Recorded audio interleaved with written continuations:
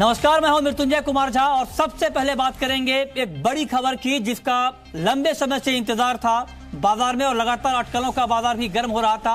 वो खबर अब मार्केट में आ चुकी है। पीली मटर पर सरकार ने इंपोर्ट ड्यूटी 50% लगा दी है। जी हां, आपको बता दें कि फिलहाल पीली मटर पर कोई इंपोर्ट ड्यूटी नहीं थी, लेकिन अब सरकार ने इसके ऊपर 50% की इंपोर्ट ड्यूटी लगा दी है। बाजार के अनुमान को बड़ा झटका लगा है क्योंकि मार्केट में 15 से 20% इंपोर्ट ड्यूटी लगने की संभावना जताई जा रही थी, लेकिन उसके मुकाबले 50% की इंपोर्ट ड्यूटी पीली मटर के ऊपर लगाई गई है।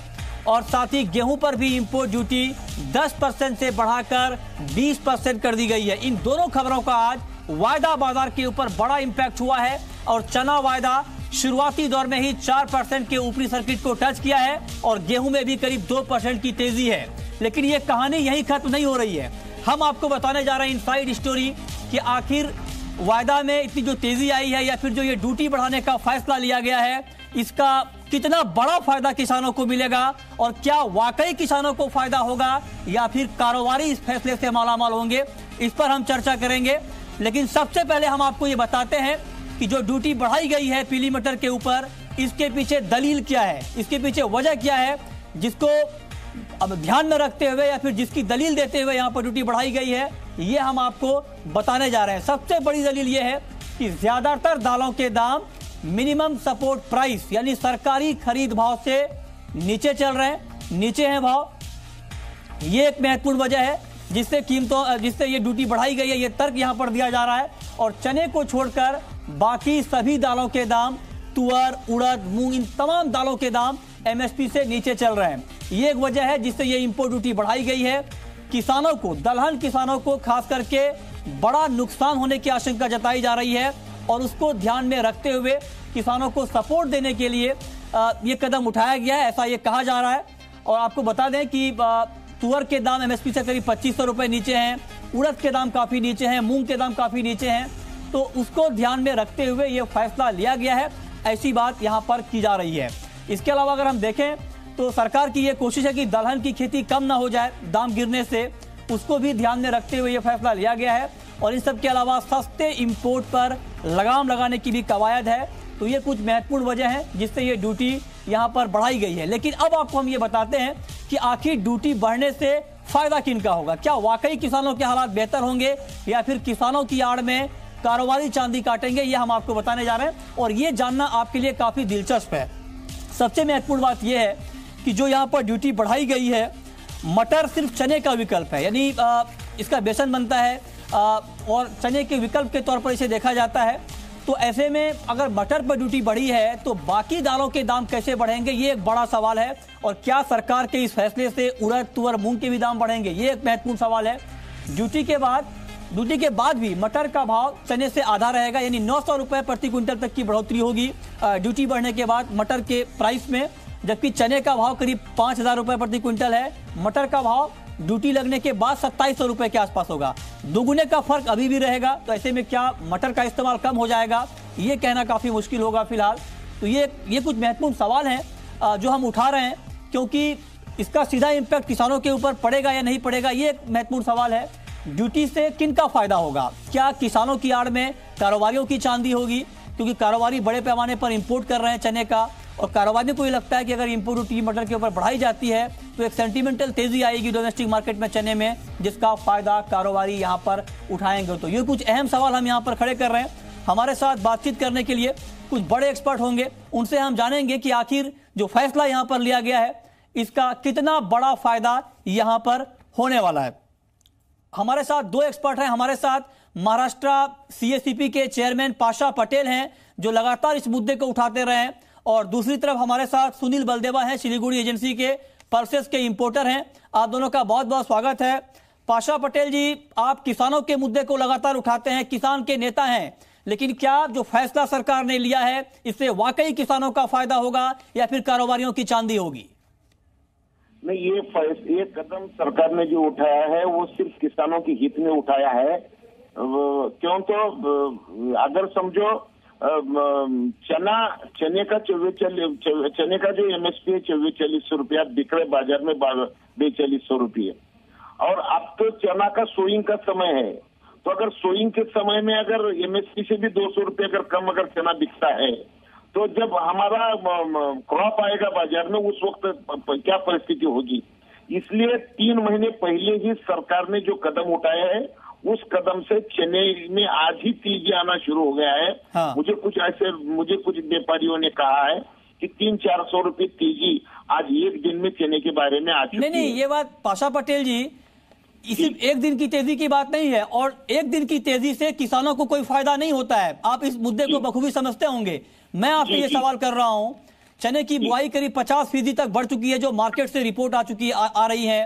सप्लाई ज्यादा है, सरकार के पास भी दालों का स्टॉक है। ऐसे में क्या बाजार की ये तेजी आगे बनी रहेगी ताकि किसानों को फायदा हो? नहीं तो होता यह है कि शॉर्ट टर्म की तेजी से कारोबारी तो मालामाल हो जाते हैं, किसानों को कोई फायदा नहीं होता है।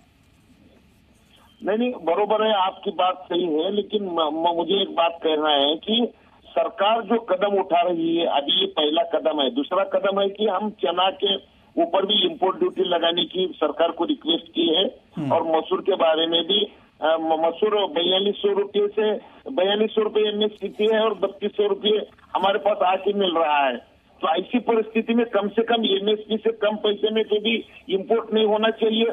इतनी भी अगर केंद्र सरकार ने अगर बात का अगर ध्यान दिया, हाँ। और उस तरीके के अगर ये बनाए, कानून बनाए, तो मुझे ऐसा लगता है कि किसान बच जाएगा, वरना किसान बचेगा नहीं। हमारी तरफ से पूरी कोशिश है कि हमने सरकार को इसी तरीके से जो विनती की है कि जो ये है चना है, मसूर है और ये पीला मटर है, चने का भाव तो ऑलरेडी एमएसपी से ऊपर चल रहे हैं सर, और मटर चूंकि चना का अल्टरनेट है, चने का भाव ऑलरेडी एमएसपी से ऊपर है। लेकिन जो बाकी दालों के दाम कम है, सुनील बलदेवा, मेरा आपसे ये सवाल है, क्या पीली मटर पर इंपोर्ट ड्यूटी बढ़ने से तुअर किसानों की हालत बेहतर होगी, उड़द के किसानों की हालत बेहतर होगी, मूंग के किसानों की हालत बेहतर होगी? ये सवाल इसलिए है क्योंकि उड़द, तुअर, मूंग के दाम एमएसपी से करीब 2 से 2,500 रुपए तक नीचे चल रहे हैं। मृत्युंजय, सबसे पहले गवर्नमेंट का ये मानना था कि कहीं अगला पाम ऑयल मटर नहीं बन जाए, क्योंकि 2003 में हम मटर पैदा करते थे 14 लाख टन और इंपोर्ट करते थे 5 लाख टन।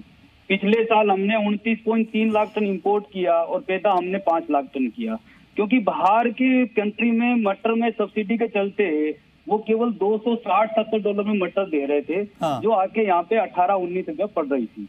तो फरवरी में यदि किसानों की क्रॉप आती तो उनकी मटर तो 15-16 रुपया बिकती। हाँ। तो जहां तक मुझे लगता है गवर्नमेंट का ये क्वेश्चन था, और सारी मटर की खपत बढ़ने से बाकी दालों में इफेक्ट पड़ रहा था। ओके। और वो नीचे हो रही थी बाकी दालें, क्योंकि इसमें जैसा आपने बोला चने का भी सब्स्टिट्यूट है, बाकी गरीब भी इसमें जाता है।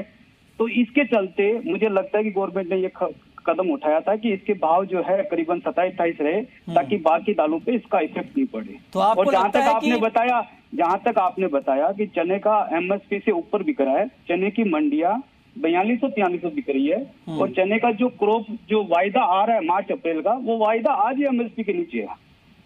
नहीं, ठीक है, वायदा एमएसपी से नीचे है। इसी वायदा को आप लोग कभी कभी कोट करते हैं कि वायदा में दाम ज्यादा है या वायदा में दाम कम है। ठीक है, ये अलग मुद्दा है। लेकिन पाशा पटेल जी, मेरा आपसे सवाल है, आप चूंकि किसानों के मुद्दे को उठाते हैं, क्या इस फैसले से, जो सरकार ने यह फैसला लिया है, चने की बात अगर फिलहाल छोड़ दें, चने के दाम फिर भी बाकी दालों के मुकाबले ठीक ठाक हैं, लेकिन तुअर के किसानों के हालात बेहतर होंगे, उड़द के किसानों के हालात बेहतर होंगे, तुअर उड़द के दाम बढ़ते हुए आप देख रहे हैं? बरोबर है कि देखिए, ये तुअर का लास्ट ईयर जो प्रोडक्शन ज्यादा हो गया हमारे महाराष्ट्र में, जिस तरीके की तुअर का क्रॉप आया, हाँ। वो देखते हुए बाजार में उसके एमएसपी से कम ये हो रहा है। ठीक है। लेकिन सरकार ने जो 5 अगस्त को जो नोटिफिकेशन निकाला था, हाँ, हाँ। वो नोटिफिकेशन ऐसा था कि 2 लाख टन से ज्यादा तुअर इंपोर्ट नहीं होगी। ठीक है, लेकिन उसके बाद भी हालात बेहतर नहीं हुए हैं। सरकार ने कई फैसले लिए हैं, लेकिन इसका कोई बड़ा फायदा यहाँ पर मिलता हुआ नहीं दिखा है। बहुत बहुत शुक्रिया पाशा पटेल जी आपका, हमसे जुड़ने के लिए, अपनी बात रखने के लिए। लेकिन सुनील बलदेवा, मेरा आपसे एक और महत्वपूर्ण सवाल होगा, क्या इस फैसले को इस तरह से देखा जाए कि आने वाले समय में बाजार में एक सेंटिमेंटल तेजी लंबे समय तक बनी रहेगी, या फिर आपको लगता है कि यह बेहद शॉर्ट टर्म इंपैक्ट होगा प्राइस के ऊपर? जो बाकी चीजों का सस्ता हो रहा है, जैसे पाशा पटेल जी ने बोला मसूर का इंपोर्ट सस्ता हो रहा है, तो उस पे भी थोड़ा गवर्नमेंट यदि रोक लगाएगी तो 100% जो है फरवरी मार्च में आने वाली 3 फसल मटर, मसूर और चना, इन तीनों फसलों पे भाव किसानों को कुछ अच्छे मिलने की उम्मीद रहेगी। ओके, ठीक है, लेकिन आपको बता दें कि 4% की तेजी आज चना वायदा में देखने को मिल रही है। 4900 के ऊपर है वायदा बाजार में चने का भाव, जोरदार तेजी आई है। 190 रुपए ऊपर है एनसीडीएक्स पर चने का भाव। और इस पर बातचीत करने के लिए हमारे साथ पुखरा चोपड़ा जुड़े हैं बीकानेर से। बीकानेर चने का एक बड़ा सेंटर है और एनसीडीएक्स का डिलीवरी सेंटर भी है, वहां से सीधी रिपोर्ट लेकर पुखरा चोपड़ा हमारे साथ जुड़े हैं फोन लाइन पर। पुखरा जी, मंडियों में ताजा हालात क्या हैं? जो यहां पर बताया जा रहा है सिचुएशन कि किसानों को बड़ा नुकसान हो रहा है, क्या आपको लगता है, जो कि आप ग्राउंड पे रहते हैं, क्या पीली मटर पर इंपोर्ट ड्यूटी बढ़ने से किसानों को अच्छा भाव मिलेगा? देखिए मृत्युंजय जी, पीली मटर पे इंपोर्ट ड्यूटी लगाने से अरहर, उड़द, मूंग, मोठ, मसूर आदि के दाम बढ़ जाएंगे, ऐसा मैं तो नहीं सोचता। जितनी भी दालें आयात होती है उसमें 50% सिर्फ मटर की दाल आयात होती बिल्कुल, है। बिल्कुल। और मटर दाल है वो चने के, बेसन के विकल्प के रूप में यूज होती है। या चने दाल की जगह मटर दाल को खाने में यूज होती है। हाँ, कहीं कहीं तुअर दाल के अंदर इसकी मिक्सिंग भी होती है चने की। उसके अलावा कोई बड़ा इफेक्ट दूसरी दालों पे पड़ेगा मुझे ऐसा नहीं लगता। मैं एक बात यहाँ याद दिलाना चाहूंगा कि जब तुअर 2000 रुपए यानी 200 रुपए किलो थी, या उड़द 200 रुपए किलो थी, तब भी मटर दाल 2700-2800 रुपए किलो ही। बिल्कुल, तब भी विकल्प नहीं बन पाया था ये। हाँ, नहीं, विकल्प नहीं बन पाया और ये विकल्प बनेगा भी नहीं। हाँ, तो ये ड्यूटी लगाना। सुनील बलदेवा, आप इसके ऊपर क्या कहना चाहेंगे? पुखरा चोपड़ा साफ तौर पर ये बात कह रहे हैं कि उड़द, मूंग या तुअर का विकल्प मटर की दाल नहीं बन पाएगी, ऐसे में इस पर ड्यूटी बढ़ाने से कोई सीधा फायदा होगा, बाकी किसानों को, दलहन के किसानों को ये अभी दिखता नहीं है। मृत्युंजय, 2014 में हम लोग 16 लाख टन मटर खाते थे, आज हम 30 लाख टन मटर खाते हैं, तो 15 लाख टन किसको सब्स्टिट्यूट किया है? किसी न किसी दाल को किया है ना। ये सरकारी आंकड़ों से बातें समझ में आती है, वैसे समझ नहीं आती कि राजस्थान में मटर वैसे ही कम खाई जाती है। ठीक है। मटर यूपी और नॉर्थ ईस्ट में ज्यादा खाई जाती है। वहाँ के गरीब लोग उसको जैसे खाते हैं, और या फिर दूसरे सब्स्टिट्यूट नहीं मिलते तो खाते हैं। लेकिन सरकार ने ये कदम जो उठाया है वो इसलिए उठाया है, मेरे को लगता है कि किसान जो है वो कहीं मटर से बिल्कुल विमुख नहीं हो जाए। जो मटर बोना एकदम कम कर दिया था वो नहीं करते, मेरे को ऐसा लगता है। बहुत बहुत शुक्रिया सुनील बलदेवा आपका और पुखरा चोपड़ा आपका हमसे जुड़ने के लिए, इस खबर पर अपनी राय रखने के लिए। आगे बढ़ते हैं और आपको बता दें कि चने के साथ साथ गेहूं पर भी इंपोर्ट ड्यूटी बढ़ाई गई है और इसे 10% से बढ़ाकर 20% कर दिया गया है। इसका इम्पैक्ट ये है कि आज वायदा बाजार में गेहूं की कीमतों में काफी तेजी देखने को मिल रही है। हमारे साथ वंदना भारती हैं एसएमसी कॉम्ट्रेड की, और साथ ही फैयाज उदानी हैं। आप दोनों का बहुत बहुत स्वागत है। फैयाज, मेरा आपसे सवाल ये होगा कि इस फैसले का और कितना इम्पैक्ट आप प्राइस के ऊपर देख रहे हैं, गेहूं के प्राइस पर? मृत्युंजय, मुझे लग रहा है कि और इसके अंदर बढ़त रहेगी, क्योंकि काफ़ी टाइम से मार्केट जो है साइडवेज ट्रेंड में था और कंसोलिडेट कर रहा था, और आज की उछाल के बाद थोड़ा इसके अंदर अपसाइड हमने देखी है, और मुझे लग रहा है कि टेक्निकल बाइंग भी पिकअप हो जानी चाहिए। तो उस लिहाज से मुझे लगता है कि यहाँ से इसमें अभी भी एक 20 से 25 पॉइंट की अपसाइड है। ओके, चलिए आगे बढ़ते हैं, बात करते हैं अब गोल्ड की। और गोल्ड को लेकर वर्ल्ड गोल्ड काउंसिल की ताजा रिपोर्ट आई है, जिसमें ये कहा गया है कि भारत में जुलाई सितंबर के बीच गोल्ड की डिमांड 24% कम हुई है, और जबकि ग्लोबल मार्केट में इस तिमाही में डिमांड 2009 के बाद सबसे कम रही है। तो एक बड़ी गिरावट डिमांड में यहां पर देखने को मिली है। वंदना भारती, प्राइस के ऊपर क्या इंपैक्ट आप देख पा रही हैं इस खबर का? फिलहाल तो मृत्युंजय एक रेंज में है, चाहे वो गोल्ड हो या सिल्वर हो, लेकिन मोर ओवर मुझे लग रहा है कि थोड़ा सा डाउनसाइड आना चाहिए, और कल के डेटा के बाद भी मुझे लग रहा है कि थोड़ा सा डाउनसाइड जो है वो कंटिन्यू होना चाहिए। तो यहाँ पे मैं सेलिंग रिकमेंड करूंगी। मुझे लग रहा है कोई शार्प कॉल यहाँ पे एक्सपेक्ट नहीं कर रही हूँ। एक बार 29,300 तक का जो लेवल है वो यहाँ पे देखने को मिल सकता है एमसीएक्स में। ओके, ठीक है। और अगर आप ट्रेड करना चाहते हैं तो गोल्ड में बिकवाली की कॉल है 29,500 के लेवल पे। 29,350 का टारगेट होगा। 29,575 के स्तर पर आप स्टॉप लॉस लगा सकते हैं। फैयाज, आपका कमेंट क्या होगा? जो डिमांड में कमी आई है, ग्लोबल मार्केट में डिमांड 2009 के बाद सबसे कम है, क्या लॉन्ग टर्म इंपैक्ट आप देख रहे हैं गोल्ड और सिल्वर के प्राइस पर? मृत्युंजय देखिए, एक तो अगर हम ग्लोबल ईटीएफ के फ्लोज देखें, अभी भी आउटफ्लोज ज्यादा है, यानी गोल्ड ईटीएफ में से लोग बाहर निकल रहे हैं। उसके अलावा वर्ल्ड के अंदर सभी या मेजर इक्विटी मार्केट जो है वो अच्छा परफॉर्म कर रही है। अगर इंडिया की बात करें या यूएस की बात करें, तो ऐसे सिनेरियो के अंदर गोल्ड का जो आउटलुक है वो बहुत ज्यादा बुलिश या बहुत ज्यादा इसमें लंबी तेजी नहीं दिख रही है। अगर लेवल्स की बात करें तो 1285 का लेवल जब तक नहीं निकलता है, क्योंकि बहुत ही छोटे दायरे में है, तब तक इसमें सेल ऑन राइज ही रहना चाहिए। मुझे भी लग रहा है कि गोल्ड जो है एक बार 29,350 तक के इसमें टारगेट रह सकते हैं डिसेंबर कॉन्ट्रैक्ट एमसीएक्स पर। क्रूड को लेकर के वंदना भारती, आपका क्या व्यू है? क्रूड में आपको लगता है कि जो करंट मार्केट प्राइस दिख रहा है ये बाइंग के लिहाज से अट्रैक्टिव है, बाई करके चलना चाहिए? मुझे लग रहा है कि ओवरऑल जो बायस है वो अपसाइड का है यहाँ पे मृत्युंजय क्रूड में। हालांकि रिस्क रिवॉर्ड रेशियो थोड़ा सा यहाँ पे वीक हुआ, लेकिन फिर भी मुझे लग रहा है कि प्राइसेस अपसाइड की तरफ मूव हो सकते हैं। 3785 तक मुझे लग रहा है कि एक बार प्राइस जो है जा सकते हैं। डॉलर इंडेक्स में अगर थोड़ी सी तेजी आती है तो अपसाइड जो है वो थोड़ा सा यहाँ पे कैप हो सकता है। और एमसीएक्स में एक बार 3800 तक का जो भाव है मोर ओवर वो देखने को मिल सकता है। ओके, और अब वक्त है रैपिड फायर राउंड का।